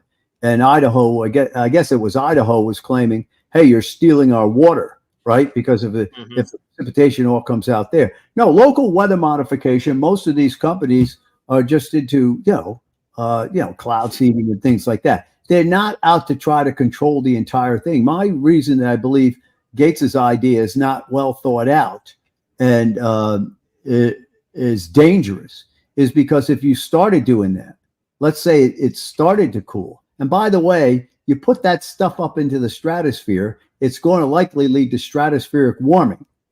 And stratospheric warming is not, it could actually, when you warm it over the poles, that's what sends the jet stream south a lot of times and leads to severely cold outbreaks. We look for that all the time to see if the stratosphere is warming over the poles. And that's usually a signal for the jet to plummet into the United States. But it shows a level of arrogance, Keith, because he believes that I'm going to take over this. I'm going to save man. 2 volcanoes going off, and guess what? You're back in the 1970s again. And what are you going to do with the increase in population? And remember something about CO2, folks. Plants adapt better to drought. Right? They started screaming. Remember the summer of 2010, 11, and 12? It was brutal. This is the start of the new Dust Bowl. No, it wasn't. I mean, there's been a lot more rain in the central and eastern part of the United States since 2012 than it was then. They don't even know what they're looking at half the time. So I take a dim view. Of that kind of weather modification because it assumes you know what's going to happen tomorrow. Only God knows what happens tomorrow. And maybe the problem is some of these people think they're God and that they can control things that they did not create. Okay, so let's revisit something that Tori brought up in her hour with me that preceded this. If those of you tuning in haven't seen that, the first hour of this conversation was the case that the weather is absolutely being manipulated above us. This hour is to debunk that. Well, can I say something? The argument that the Pacific Northwest was cool, I couldn't believe that. I was like, of course it's cool when it's hot in the east. And when it's hot in the west, like it's getting hot in the west now, right? Guess what? The trough is coming into the east. So it's nice. There's a big, cool, refreshing, cool air mass right in the east. Well, every meteorologist knows that the cooling in the Pacific Northwest is a signal for heat in the east. I mean, I got clients all over the world and I got clients all over this country that rely on the forecast for cooling degree days, heating degree days. And I'm like going, Tori, what are you talking about? Right? Oh, we broke up the heat wave in the Northwest, right? Or England or something. No, that's the way the weather works. The weather works in certain wavelengths. We call them teleconnections. They're very important. What teleconnections mean is if it's hot in one place, it's going to be cooler in another place. So you can't run the whole table at the whole time. All right. We've had a relatively hot, the second hottest June on record in the United States. Haven't been that way in Canada. They've had abnormally late snow in Western Canada, but that's no one manipulating the weather. Or maybe Canadians just don't know how to do it. Hold on. Let me throw this at you. Wise guy. One of the things that, what's that? Huh? Wise guy. Okay. So, of course they know how to do it. They got actually, I've really been keeping an eye closely on Edmonton's weather as an Edmonton Oilers hockey fan, and so I see all of the fans standing outside, and I've been checking the weather, so I can attest that it has been very cool up there. Yeah, it's going to get warm now during the playoff run. Okay, but let's not get too far away from what I want to do a call back to something that Tori was saying, and she mentioned Operation Popeye.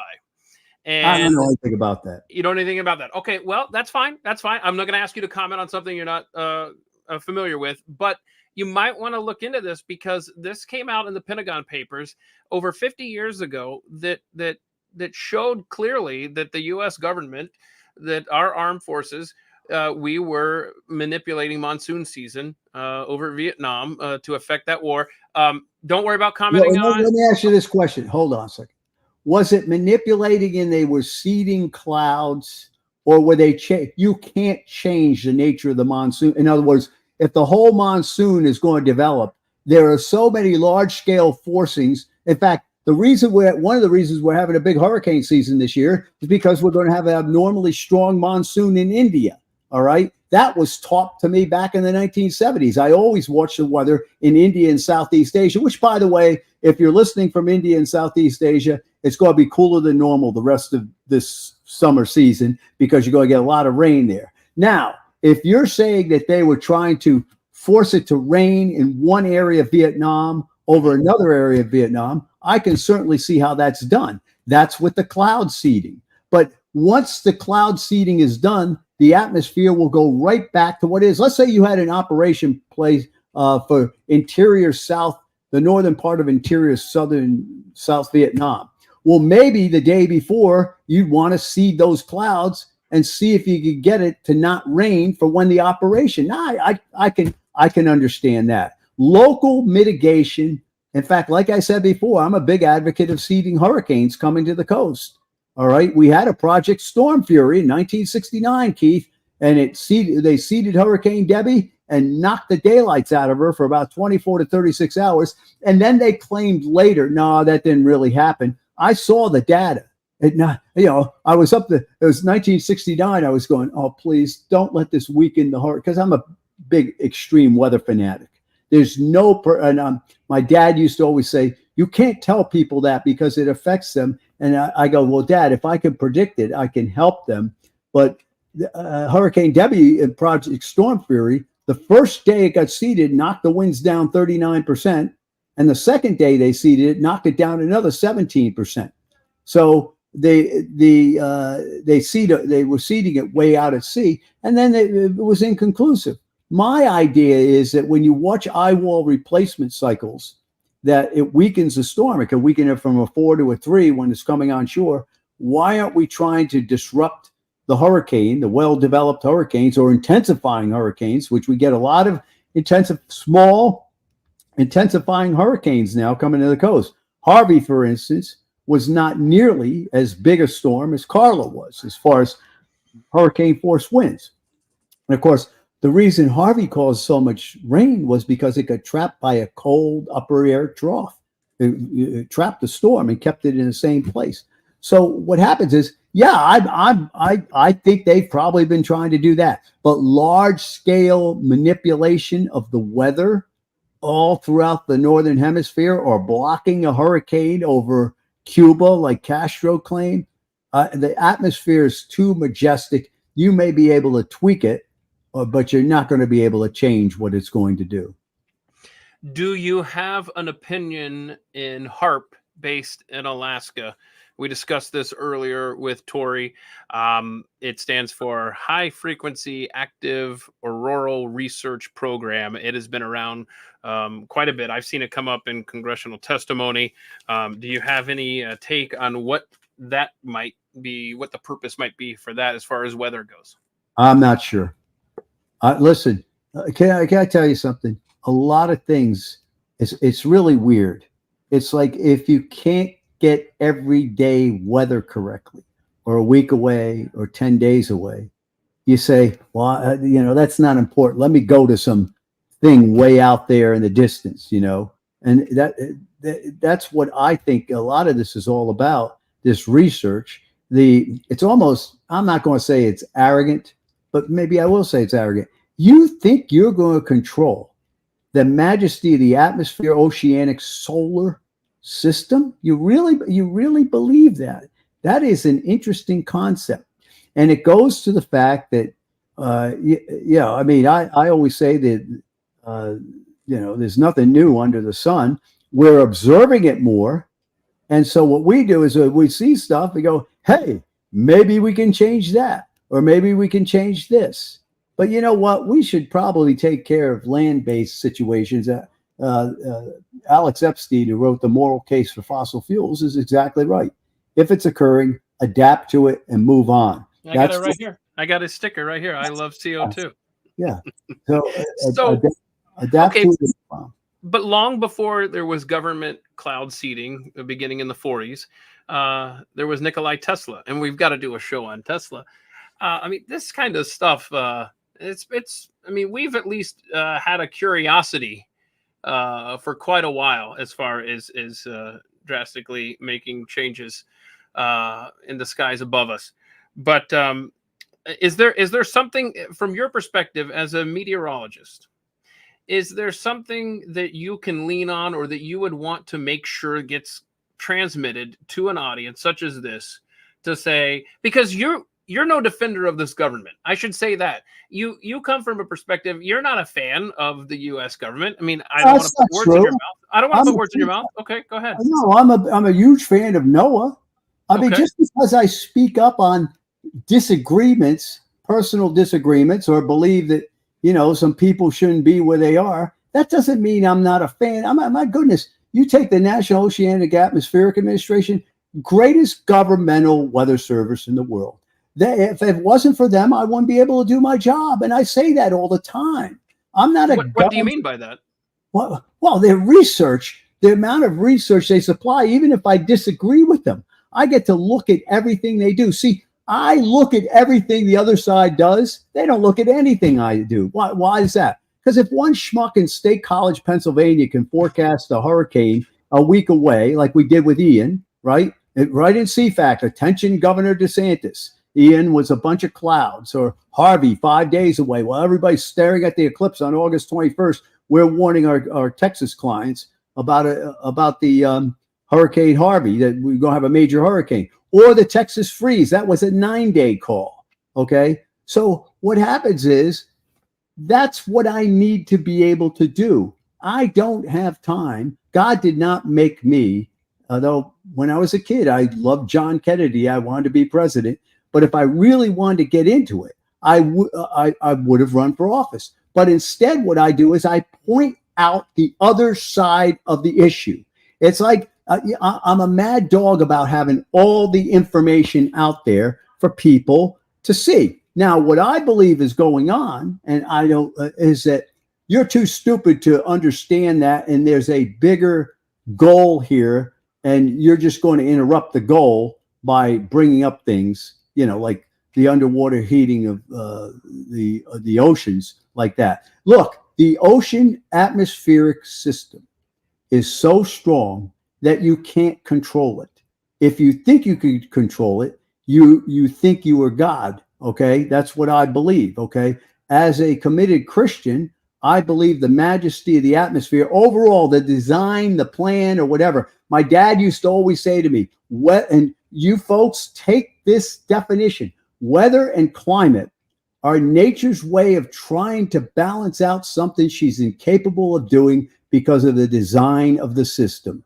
Look at the way the globe, most of the land is in the northern hemisphere, most of the ocean in the southern hemisphere. You have a continent at the bottom of the globe. You have actually an ocean that's covered with ice all the time, even though Al Gore in 2006 said the ice would be gone. We have more Arctic sea ice now than we did in 2006. How about them apples, right?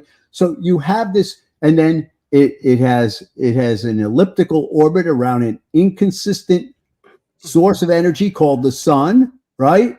It also wobbles on its axis. Do you really think that, every day is going to be 75 degrees? It's going to rain from 3 to 6 in the morning on my garden. Then I go outside with the unicorns and the flowers and the birds, and it's Mary Poppins. No, the atmosphere is built for turmoil. Life is built for turmoil. No one advances without a challenge, nor does the atmosphere resolve these turmoils without challenges.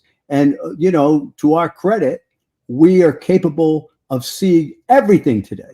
We see some tornado north of Hays, Kansas, will make the national news sometimes, right? Would have never done that in the 1950s, right? So we see all this, and then you get, and I always talk about it's my book, A Weaponization of Weather and the Phony Climate War. Washington Post, AP, you could just name it, everything. They're even changing the color schemes in weather maps. In the UK, if it's 21C, they have a red paint bomb that's, to make you think it's hot, right? Even though the temperature on the screen is actually lower than it was 5 years ago when they didn't do the color code. Yeah, you've seen those. So, they had, so all this stuff. Now, this is where I have a problem. But you live in the greatest country in the world. And, what I think is that the truth has to be out. I think what does bother me is I think we should be one nation under God, not a nation instead of God, because that makes you, if you replace God with the government has to become your God. And as a fundamentalist Christian, evangelical Christian, I should say, I'm against that. And the weather teaches me, if you ever do you ever see the movie Chariots of Fire? Man, ever see that movie? Been on my list for okay. 50 Well, years. Pastor Eric Little said, "God made me fast, and I feel His pleasure when I run." Well, after all these years, God made me to do the weather, and I see His majesty every day. Every morning is Christmas to me. I get up at 4:30 to start work. It's like, here's the gift of the weather, and I get to unwrap it.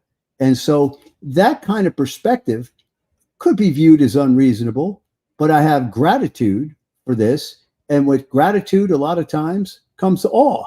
And so I'm in awe at what I see. So when this discussion began over an hour and a half ago, I told the audience. By the way, Keith, I'm not dismissing what Tori says. She may be right.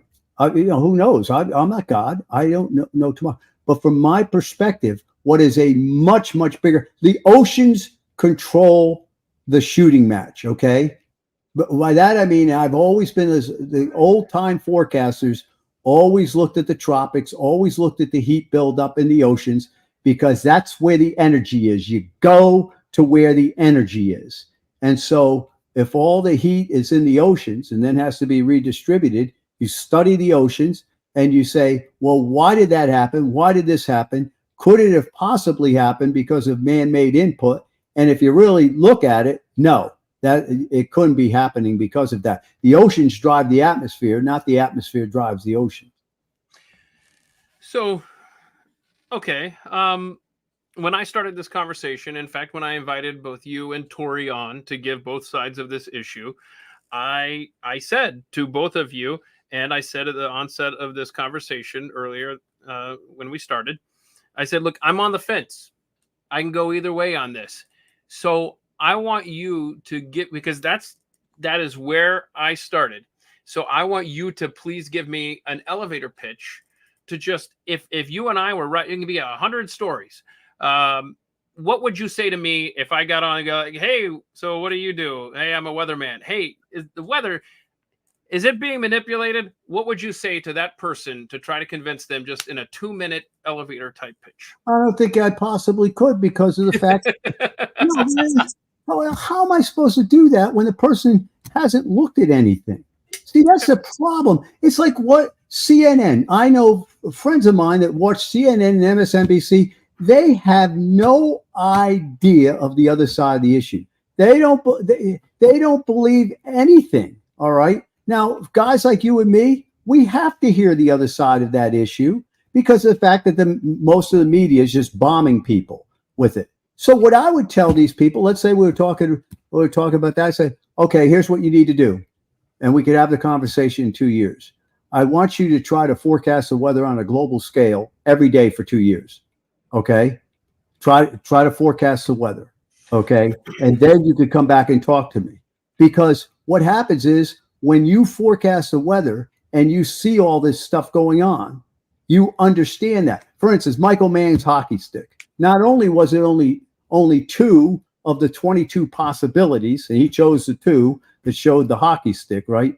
But he made no sense in saying that the medieval warm period was regional, because that does not happen in real life. When it's warm over the UK and warm up into Greenland and Iceland, it's warm in the eastern United States. So when you say to me, no, it was only warm over here and the rest of the world was cold, that doesn't happen, especially over 100 years. But why wouldn't Michael Mann think about that? And maybe he did think about it. But if you forecasted the weather, you sure as heck think about it, because you know when the area that's in the medieval warm period gets argued over, when it gets warm there, the general nature of the planet is to be warmer. Why? Because the Madden-Julian oscillation, which is circulating over the oceans, is in its warm phases. So if you get a situation, and we're in that situation now, where the configuration of the oceanic warming favors the Madden-Julian oscillation being in what we call phases 4, 5, and 6, that is a globally warm signal, right? So this has been going on. Now, what caused that? Well, something had to warm the oceans. And if CO2's bands were saturated, if you look at something called Le Chatelier's principle, the greatest effect of something added to the system should occur at the start. It should not be occurring 70 years later. So when you say to me, it's like when someone asks me, tells me, well, CO2 is warming the atmosphere. The first thing I say is, okay, explain to me how that happens. Most people have no idea why CO2 does have some impact. Now, you notice what I'm saying?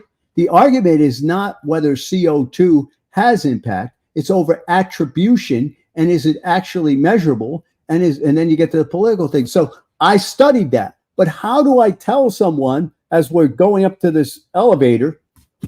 What I tell them is, and I think every climatologist, every researcher should be made to forecast the weather for 2 years, because Lord knows I had to take climatology. It was not beaten into my head, but my father taught me from when he was at A&M, and I was only 5 to 10 years old. You could tell I loved the weather. He said the easiest way to try to forecast tomorrow is to learn what happened yesterday, right? So I've always been fascinated by the weather in other periods of this Earth's history. So how am I supposed to do that? I don't know. So, okay. One of the things that and you started the conversation with this, and I'm fascinated by this, is the possibility of volcanic eruptions heating the ocean temperatures, which geothermal input. It doesn't always have to be eruptions, but Honga, for instance, stuck 5 to 10% more water vapor in the air. I did the calculations. That amount of water vapor put in the air is accountable for the warming we've seen in the last 2 to 3 years, right? Okay. Meanwhile, the cumulative buildup of heat over the last 30 years explains perfectly if you look at what we call saturation mixing ratios. You meteorologists out there should know them. You should have those scales memorized. At minus 40, the increase of 1/10 of 1 gram of water vapor will increase the temperature by 10 degrees, correlates to a 10-degree increase in temperature. You need 95 times that at 70 to force the same thing. So relatively small amounts of water vapor will do the trick. And that is a direct correlation, unlike CO2, which has no correlation to the temperature. But where would that come from? If the oceans warm up, guess what happens? The air has to warm. It's not the other way around. Anyone that goes to the beach knows that you get a sea breeze and the temperature cuts the temperature down like crazy. So the oceans are the shooting match. Okay, so what I started to say there is your theory, which, like I said, I'm fascinated by this. My question is whether I use the word eruptions or whatever, geothermal, I got it. I don't want to get hung up on definitions. I'm talking about the ocean getting heated from underneath, okay? Do we have satellites that are looking down, seeing the temperature down here on Earth and able to see that? No, they can't see what's going on at the bottom of the ocean. We don't have the data saturation. That's what I'm asking. Is this available to us somewhere where we can see this? It's a joke. It's a bass-ackwards joke, pardon my French, all right? Because we know a lot about the atmosphere. We know a lot about the sun, but the oceans have 99% of the heat capacity of the entire system. We know very little about the oceans. So what happens is the models react. You had an El Nino this year where what happened in the Western Pacific has never happened before. While the El Nino is going off, there was no El Nino reaction in the Western Pacific. We have something called the Southern Oscillation Index, which is the longest running measurement of the El Nino that we have. It never showed up between Darwin and Tahiti. Now you say, what do I care about that? Well, it shows you that the water over there was so warm that something else is going on. And by the way, this has been researched. Dr. Wishiem at Hong Kong has numerous papers out on this stuff, but no one wants to pay attention to them. Hey, listen, I saw a LinkedIn article, and it was by a Chinese meteorologist, and it said since the 1980s, underwater volcanic activity has increased exponentially. And this is when it hit me. You're not crazy. You are actually, because what happens is I'm going, something is heating this stuff from below. So this is about 2.5 years ago, right? I started tweeting the link for that. Within a week, it was gone. I can't find it anymore, right? But, when you look at PDFs from Wishiem, I've got a huge PowerPoint on it now. I don't see how you can't see that. What happens is when the ocean warms the way it does, it changes the entire weather pattern, because what it does is it warms more in the north than it does around the equator, north or south. And what that actually does is it distorts the temperatures and pressure patterns, right? For instance, we're having a big hurricane season in the Atlantic. From December 7th, my company said this could be the hurricane season from hell. We analoged 05, 17, and 2020, okay? Those are 3 real bad hurricane seasons. We saw it in December. Everybody else is piling in now, you notice, right? But the Pacific is going to have a non-season. The Pacific has 4 times the amount of accumulated cyclonic energy as the Atlantic. No one will talk about that. The Pacific is about to break the record, Keith, for the latest development in the Eastern Pacific ever. The water's plenty warm. How come there's no development there? Because the atmosphere is naturally balancing things out. And nobody, it's so frustrating. It's so frustrating because the meteorologists of today, maybe they just want to be on TV. I don't know. Nobody dares question what they're being told. All right. So it's a frustrating thing, you know. All right. You can only try to share things. And, you know, again, just remember something. I may not be right. I never ask anybody to believe what I say. All I'm asking you to do is go out and look. I mean, that's all that's to it. Very good. Very good. Is there any closing thoughts that you want to share with us? Yeah, we're back this summer. We're back in the 1930s with heat and hurricanes. I mean, you know, we had a situation September 4th, 1933, where two major hurricanes were hitting the United States on the same day. And, you know, this is going to turn into a real track race. All right. There is a chance that the geothermal is beginning to turn around. So this is not a theory on my part. It's a hypothesis. A hypothesis needs to be proven. A theory needs to be challenged. In other words, a theory is always accepted as being right. And then it's no longer a theory if it's actually something happens against it. But this is my hypothesis. And that hypothesis should get tested. And what I did not understand in 2016, 2017, I was in all the big fights with Bill Nye about this stuff. I did not understand. I was confident the warming wasn't coming from the CO2. I couldn't understand where it was coming from, right? And what happened was when that big El Nino went off in 15, 16, I said, bang, everybody's got to see it. Because that pumped so much water vapor into the air, we had the temperature go up. And what happens is there's a reaction to these El Ninos where the temperature goes up and then it just levels off. It plateaus off. Now, guys on my side of the issue go, no temperature change in 10 years. Yeah, but we use the same strategy Mayorkas uses, right? We've decreased immigration by 40%. Yeah, well, it's still warm, or there's still a lot of people coming into the country. Well, what happens is no change in 9 years, right? This is what was said. And guess what? Yeah, but it's 0.15 warmer than it was before the El Nino went off. So what they do, so when you look at the step up, the temperature is not just going up. If you really look at it, it's a step up function. Every time there's big El Ninos, boom, it rises and then levels off, rises and then levels off. Because there's a cumulative buildup of heat in the ocean. Whenever the heat becomes too large from the input of this volcanic activity I'm talking to you guys about, what happens is, boom, a big El Nino goes off, but they can't hold. Look at this El Nino this year. It was 9 months long. It was strong in the Eastern Pacific. Bang, it's gone. We're reversing to a La Nina already. So these are all very, very interesting things. I'm sorry the sun's coming out into my face over here. Well, I'll let you go, man. Listen, yeah, all right, brother. Weatherbell.com, at Big Joe Bastardi on Twitter. And the name of your latest book is? Well, that was the weaponization of weather and the phony climate war. I'm actually going to try to write a book called For the Love of the Weather, because deep inside it comes down to love. And I'm going to mail you my PowerPoint. So okay. I look forward to it. All right.